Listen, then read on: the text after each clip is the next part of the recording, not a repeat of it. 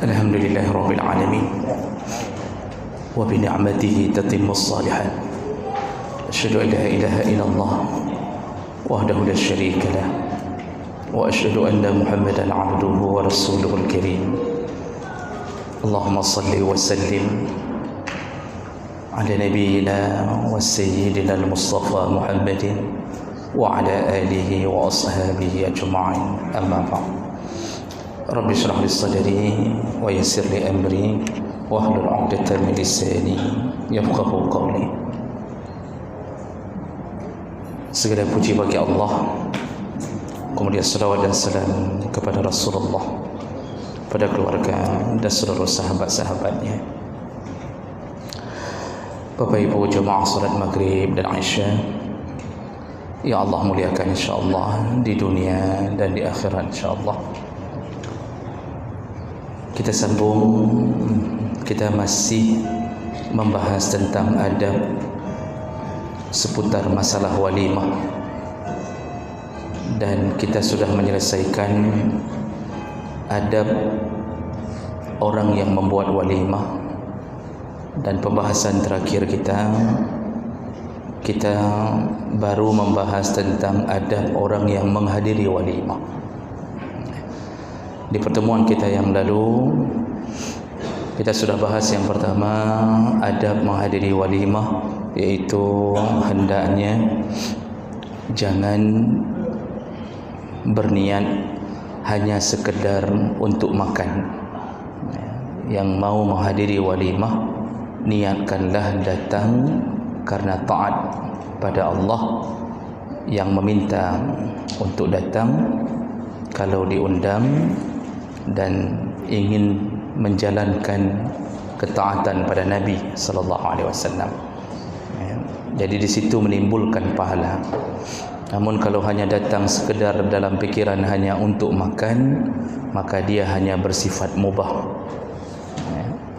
Jemaah belaka Allah Subhanahu wa taala, kita sambung adab berikutnya ketika diundang dalam walimah, yaitu wujubut talbiyatid da'wah liman du'aya. Siapa yang diundang maka wajib hukumnya hadir. Jadi dasar hukum menghadiri walimah adalah wajib, dan ini pandangan jumhur ulama, bukan sunnah. Yang mengundang sunnah, dia boleh undang siapa saja, suka-suka sahibul hajat, namun yang diundang wajib hadir. Maka sebagaimana yang kita ketahui, hukum wajib bila tidak dilakukan berdosa. Kenapa berdosa? Karena pertama, Rasulullah yang mewajibkannya, dan ini banyak hadis. Di antaranya dalam hadis riwayat Bukhari Muslim dari Ibnu Umar, Rasulullah mengatakan, "Iza du'aya ahadukum ilal walimah falyatiha." Kalau engkau diundang ke dalam salah satu walimah, maka datangilah. Lalu dalam hadis yang lain Rasulullah mengatakan, "Iza du'aya ahadukum ila walimati ursin falyajib." Kalau salah seorang di antara kalian diundang ke walimah urs, jadi urs yang benarnya itu ursin, bukan urshin, karena orang salah melafazkan, sering menyebut walimatul urus, bukan shin tapi sin, urs. Makanya pengantinnya disebut aris, kalau darah barunya disebut arisah. Nah, kata Rasulullah, kalau engkau diundang ke walimah perkawinan, falyajib, datangilah, penuhilah, kata Rasulullah. Dalam hadis yang lain riwayat Muslim, utu ad-da'wah iza du'aitum, datangilah undangan orang kalau engkau dipanggil. Dalam hadis yang lain, iza da'a ahadukum akhahu falyajib arsan kana aw nahwah. Kalau salah seorang kalian diundang oleh saudaranya, penuhilah undangannya, baik itu undangan perkawinan atau selain daripada itu. Dalam hadis yang lain, man lam yajib ad-da'wah faqad 'asa Allah wa rasulah. Barang siapa yang tidak menghadiri undangan, maka dia telah bermaksiat kepada Allah dan Rasulnya. Ya, ini semua hadis ini Pak, derajat semuanya derajat sahih. Hadis riwayat Bukhari, Muslim, Bukhari. Nah, jemaah maka Allah, dari bahasa-bahasa Nabi ini, ketika ada ditakhsiskan walimah perkahwinan, maka para jumhur ulama mengambil satu kesepakatan bahawa yang dimaksud walimah yang wajib hadir iaitu walimah perkahwinan. Selain daripada walimah perkahwinan, semuanya sunnah. Diundang khitan, bukan diundang untuk dikhitan, diundang walimah khitan maksudnya, ya, bukan diundang untuk dikhitan. Diundang walimah khitan, diundang walimah aqiqah, diundang walimah wakirah. Wakirah itu undangan walimah orang tasyakuran rumah baru. Diundang walimah orang pulang dari safar, atau waqi'ah. Pokoknya macam-macam undangan, atau undangan hanya makan-makan, hanya sekedar makan-makan. Misal diundang ke rumah, nejak rumah long datang ya ke rumah, saya ada buat sedikit masakan nasi biryani, pakai telur mata sapi, nasi biryani pakai mata sapi. Ini bukan biryani nanji, tapi dia undang. Kalau sudah diundang, hukumnya sunnah menghadiri. Artinya jangan kecewakan orang undang, dia sudah sediakan. Namun kalau walimatul urs itu bukan sunnah, wajib. Yang tidak hadir berdosa. Kalau tidak hadir tanpa uzur, tidak ada halangan apa-apa. Nanti ada bab setelah bab ini, itu ada bab panjang yang membicarakan tentang perkara-perkara yang menyebabkan boleh tidak hadir walimah. Itu panjang itu nanti. Jadi kita ni masih panjang pembahasan kita. Jadi kalau ada uzur-uzur itu nanti baru boleh tidak hadir. Tapi kalau tidak ada uzur, tidak sakit, tidak jauh, itu contoh-contohnya, tidak hujan, atau sejenis-jenis yang nanti akan kita bahas secara detail. Kita santai di rumah, sudah tahu sebentar lagi ada undangan, malas saja karena sinetron belum habis, tidak mau beranjak dari depan TV. Ditanya sama tetangga, "Hana nejak?" "Alah belum jak." Tidak pergi, "Alah malas." Kayaknya malaslah pergi. Cuma malas saja, maka dia telah mendapatkan dosa. Jadi ini telah mengingkari permintaan Nabi sallallahu alaihi wasallam. Jadi kenapa walimah urs menjadi sebuah kewajiban untuk dihadiri? Karena di dalamnya ada klarifikasi kalau seandainya terjadi fitnah, itu kita enggak hadir, kita enggak tahu misal bahawa yang dikawinkan anak keberapa, lalu kita ketemu di jalan, kita pikir belum menikah, lalu kita padahal dia sudah menikah, yang kita diundang kemarin itulah pernikahan dia. Kadang-kadang kita enggak datang, lalu kita grebek, macam-macam kita buat. Jadi salah satu fungsi pentingnya adalah karena itu bisa menghindarkan isu-isu tentang fitnah. Itu salah satunya. Sekaligus menyakiti perasaan orang yang buat walimah, karena Nabi menyunnahkan muakkad, sunnah muakkad buat walimah. Ketika dia sudah buat tidak hadir, maka itu menyakitkan perasaan, menyinggung perasaan. Sudah disediakan macam-macam, tidak hadir. Jadi ini wajib kecuali ada uzur.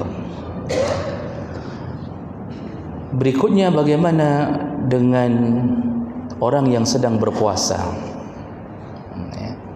Itu juga dibahas. Kalau sudah bahas masalah walimah, dalam kitab-kitab juga dibahas masalah orang sedang puasa yang diundang. Makanya adab berikutnya adalah talbiyatus shaim lidda'wah. Ini adab berikutnya, yaitu orang berpuasa pun wajib hadir. yang berpuasa pun wajib hadir.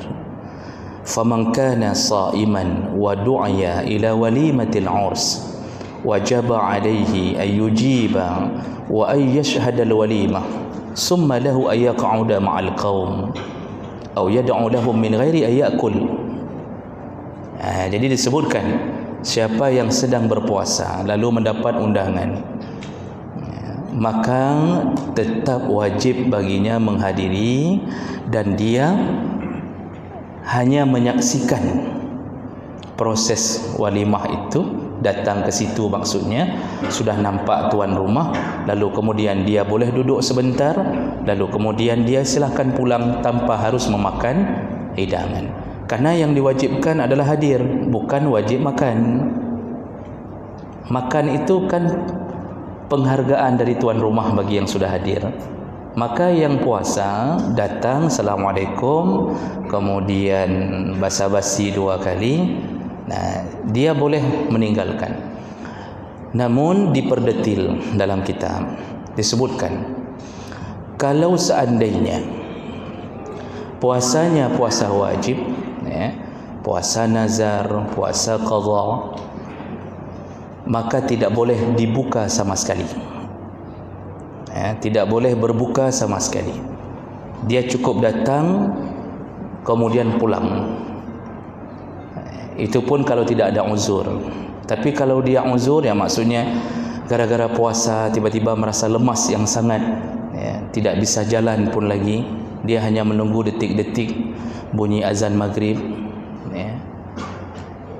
nggak bisa jalan lagi, itu sudah ada uzur, nggak datang pun tidak mengapa. Ini tapi kalau sehat, datang kemudian pulang, tidak perlu pun sampai ke tempat makanan, karena kalau sudah sampai ke tempat makanan itu menggoyang jiwa, itu bisa kadang-kadang orang membuat semakin lemah melihat godaan-godaan itu.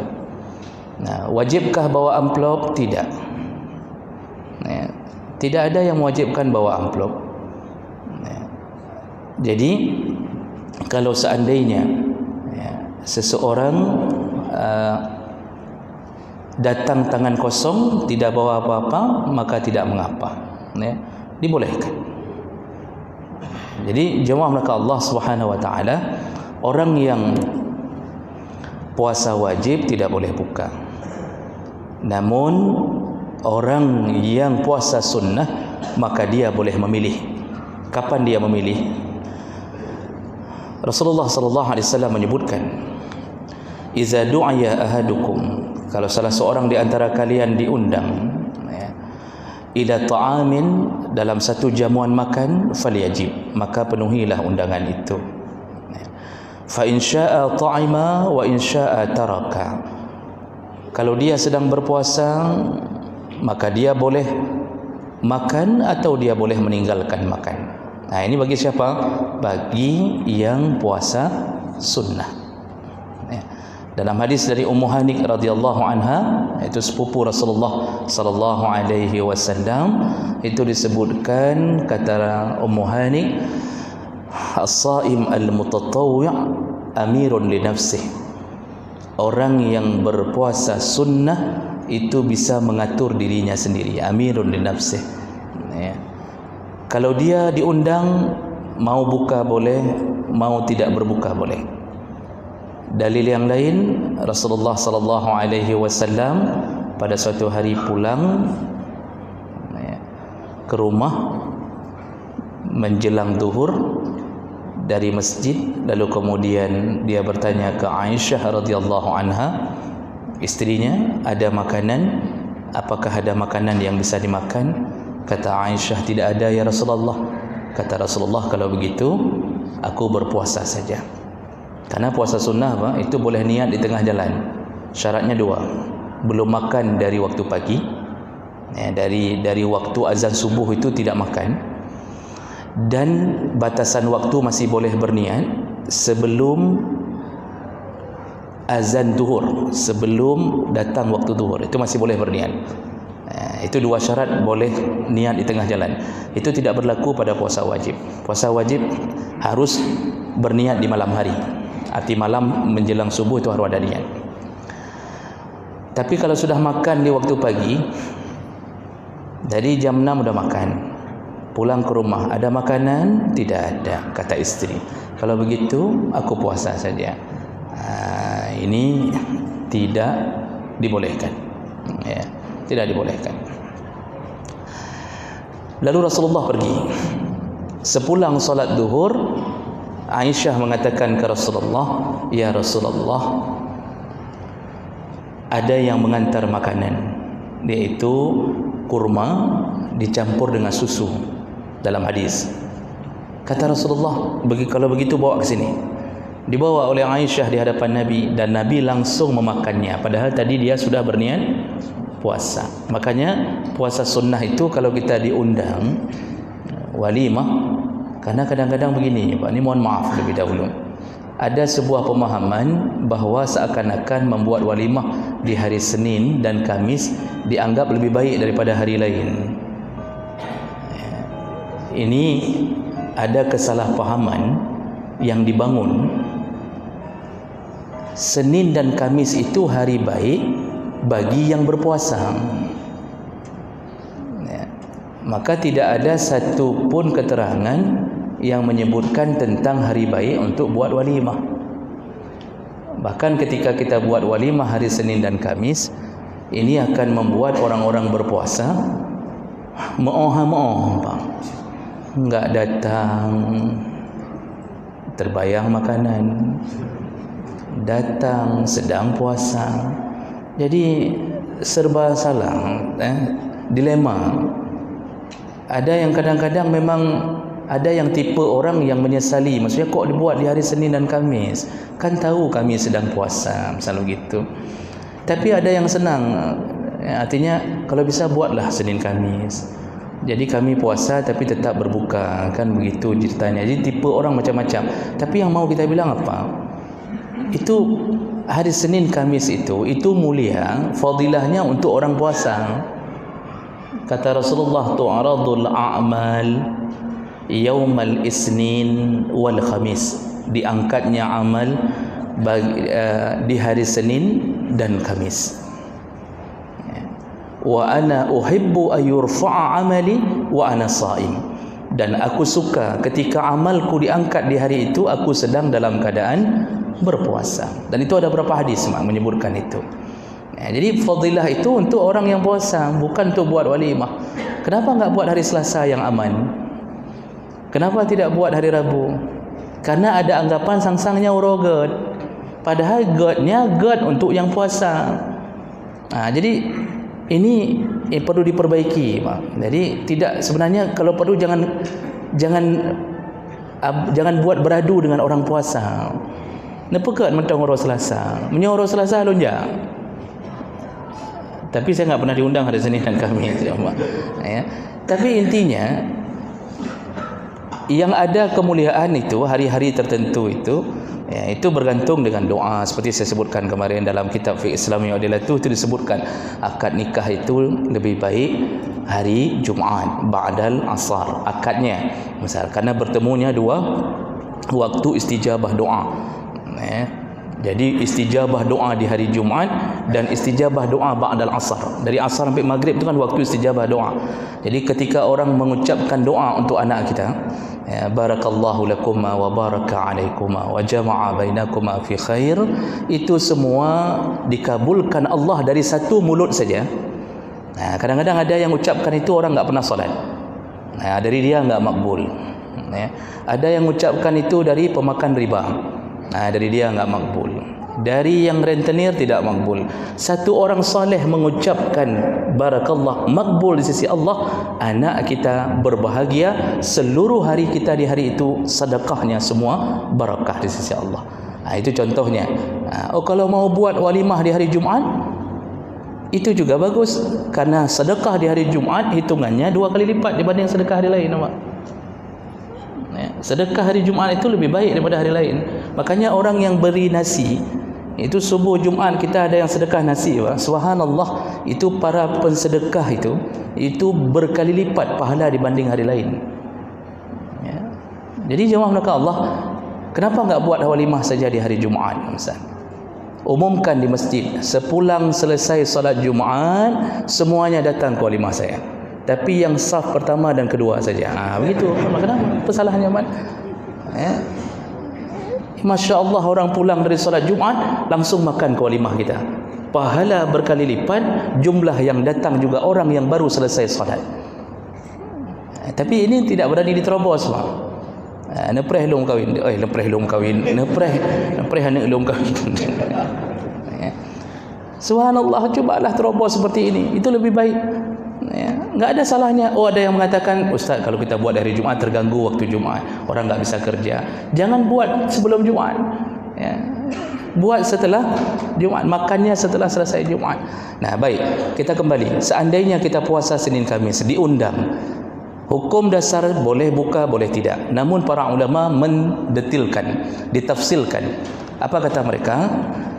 Ketika datang, kalau sambutan dari yang punya rumah setelah mengetahui bahawa kita sedang puasa dan beliau tidak ada rasa ketersinggungan, tidak tersinggung, jadi kita kasih tahu, dia tanya, enggak makan atau sudah makan? Lalu kita jawab, mohon maaf, saya sedang puasa. Dia bahagia mendengar kita sedang puasa, Pak. Dia bilang, alhamdulillah, sudah berkurang lagi satu orang, bisa hemat sedikit lagi. Dia bahagia. Berarti enggak ada komplain. Tidak ada komplain. Nah, kalau yang model-model begitu, Allah mengatakan, wala tubtilu a'malakum. Jangan batalkan amal yang sedang engkau kerjakan. Jangan batalkan amal yang sedang engkau kerjakan. Lanjut, itu lebih baik. Melanjutkan puasa lebih baik. Tapi kalau tipe kedua yang punya hajat, begitu dia tanya sudah makan, kita bilang tidak makan, lalu dia tersinggung, dia mengatakan, ini yang saya nikahkan anak wayang, pakai mata, anak semata wayang saya. Nyokohnyo kanduri terakhir lum. Inilah kenduri yang pertama dan terakhir saya, kata dia. Saya tidak punya anak lagi.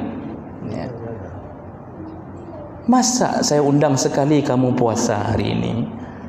Nah, di saat kita sudah lihat matanya merah, kemudian wajahnya juga merah, sampai keluar gigi taringnya, dia marah, Pak, tersinggung. Tegakah, tega kamu enggak makan di hari walimah? Di saat itu disunnahkan untuk berbuka. Nah, di situ disuruh berbuka. Dan kita sudah dapat pahala menghargai yang punya rumah dan dapat pahala niat berpuasa. Walaupun puasanya tidak sampai, artinya tidak dianggap orang berpuasa, tapi pahala berniat untuk berpuasa kita dapatkan. Dua pahala kita dapatkan kalau tipenya model begitu. Makanya kadang-kadang kita ini menemukan tuan rumah yang tidak marah-marah. Begitu tahu kita puasa, dia tidak marah. Cobalah pancing supaya dia marah, agar kita bisa berbuka di tempat itu, kan? Jadi ni pengeh rocun. Begitu, faham? Jadi Bapak Ibu yang Allah muliakan, tetap wajib hadir dalam walimah walaupun sedang berpuasa. Namun lihat kondisi puasa apa. Baik. Berikutnya, ada berikutnya. Bagi yang datang walimah lalu disediakan makan, hendaknya tetap menjaga sunnah-sunnah atau adab-adab makan. Kan mulai dari cuci tangan, itu hadis Nabi yang menyebutkannya. Tapi kalau walimah sekarang kan kasih sendok, jadi tidak, cuci tangan enggak terkena, tidak mengapa. Kemudian yang kedua, membaca bismillah. Kata Rasulullah, qul biyaminik, makanlah dengan tangan kananmu, wasammillah, lalu sebutlah nama Allah. Itu baca bismillah, jangan lupa. Kemudian kata Rasulullah, qul mimma yalik, makanlah dulu yang ada di hadapanmu. Ini kalau makannya model makan ala peran, ambil sendiri dalam satu piring, itu makan di hadapanmu, maksudnya makan yang paling dekat dengan mulut. Jadi jangan dikacaukan satu piring semuanya, Pak. makan dulu dengan yang paling dekat dengan mulut. Namun kalau seandainya model dihidang dengan talam-talam, itu maksudnya adalah makan yang ada di hadapanmu dulu, talam yang di hadapan kita. Oh, kebetulan kita duduk bukan di samping tengku, berarti keadaan kita kurang beruntung. Karena yang paling strategis itu dalam walimah itu duduk samping tengku, strategis sekali. Makanya kenapa tengku ustaz banyak yang gemuk-gemuk, gara-gara model begitu. Gara-gara lagi nyan ke model ni. Makanya kalau dipegah lekok, dipegah ile rahasianya. Itu beda, hidangannya beda. Kalau di sana, yang sebelah sana kadang-kadang ayam potong, di sini masya-Allah ayam kampung. Kemudian di sana telur setengah, di sini telur satu ditaruh. Jadi kemungkinan kita begitu dapat jatah tempat kita itu masya-Allah sederhana sekali, berbeza dengan yang samping sana. Tetap makan yang di hadapan dulu. Jangan langsung terangkat-angkat pantat kita untuk mengambil yang talam sana, Jangan, ambil dulu, taruh dulu nasi walaupun diiringi dengan derayan air mata, ya. Tetap makan dulu, pajuh apa yang naik di depan mata. Setelah keadaan aman terkendali, orang sudah pegang piring semuanya, ya, barulah kita memohon, boleh yang sana sedikit ke sini, yang sana boleh, nian boleh, kerupuk mulia yang je, kenapa? Itu menghambur ke sini semuanya, itu tidak mengapa. Tapi setelah aman dan terkendali, ya, orang sudah dapat semuanya, baru kita mengambil begitu. Jadi enggak boleh dari awal langsung terloncat-loncat, tidak dibolehkan. Itu su'ul adab, kurang adabnya. Itu yang dimaksud oleh Nabi SAW. Nanti setelah makan ucapkanlah doa setelah makan. Baik, itu yang harus kita ingat.